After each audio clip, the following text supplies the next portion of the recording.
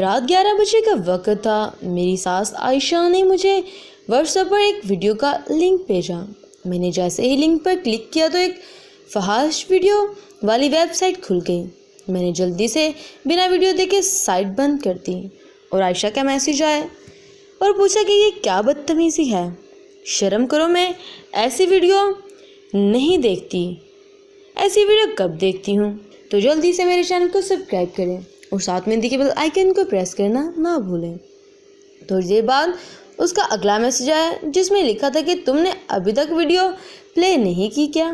میں نے جھنجھلا کر کہا نہیں، مجھے ضرورت نہیں ایسی ویڈیوز دیکھنے کی، تم ہی کرو ایسے کام۔ میرا میسیج پڑھ کر اس نے جواب میں لکھا میری پیاری دوست جلدی سے ویڈیو دیکھ لو ورنہ لوگ تو دھڑا دھڑ دیکھ ہی رہے ہوں گے۔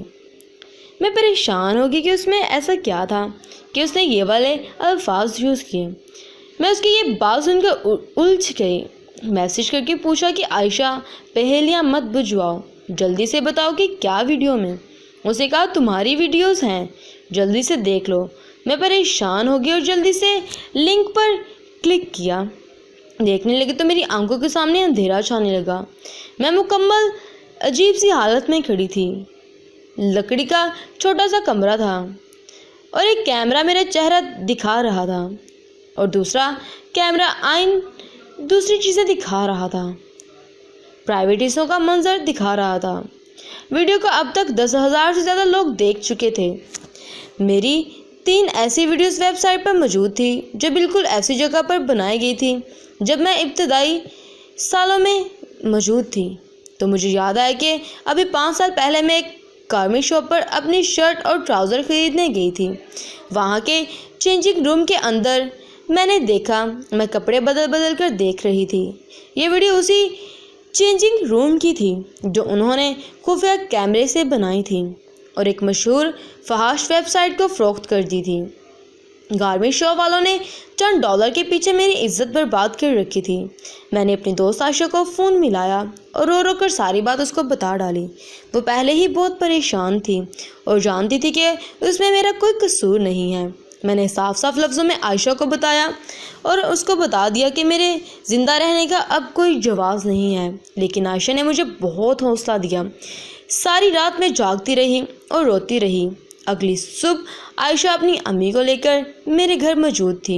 انہوں نے میری ماں کو ساری بات بتائی اور میری ماں نے میرے باپ کو سارا واقعہ سنا ڈالا۔ میرا باپ اسی وقت قریبی تھانے گیا اور مکمل بات بتا کر گارمنٹ شاپ والوں کے خلاف قانونی کارروائی کروائی۔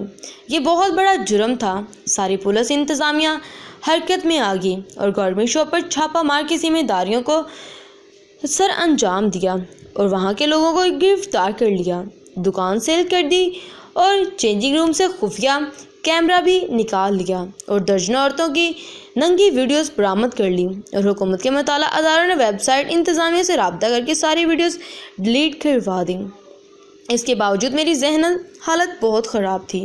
میں خود کو نارمل کرنے میں کافی وقت لگا، لیکن اس سارے وقت میں میری دوست عائشہ نے میرا بہت ساتھ دیا، جس کے دیے حوصلے کی وجہ سے آج میں دوبارہ نارمل زندگی گزار رہی ہوں۔ سب بہنوں سے گزارش ہے جب بھی ایسی جگہوں پر جائیں تو ممکن احتیاط کریں۔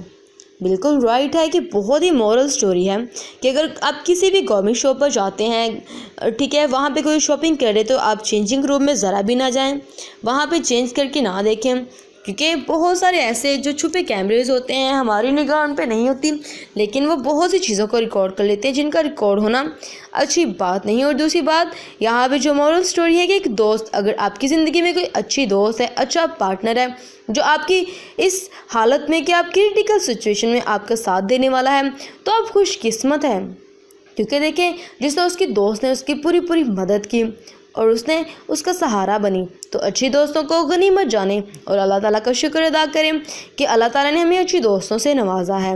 Thanks for watching. امید کرتی ہوں کہ یہ مورل سٹوری آپ کو بہت پسند آئی ہوگی۔ اگر آپ کو یہ سٹوری پسند آتی ہے اور اس کی دوست نے یہ نیک کام سر انجام دیا ہے تو یس اور نو کا کمنٹ ضرور کمنٹ سیکشن میں بھیجیں تاکہ مجھے پتہ چلے کہ آپ کو میری ویڈیوز کیسی لگی ہے، اور ویڈیو کو زیادہ سے زیادہ وائرل کریے گا تاکہ ایک انسان تو ہماری وجہ سے بچ سکے۔ آمین۔ Thanks for watching. اللہ حافظ۔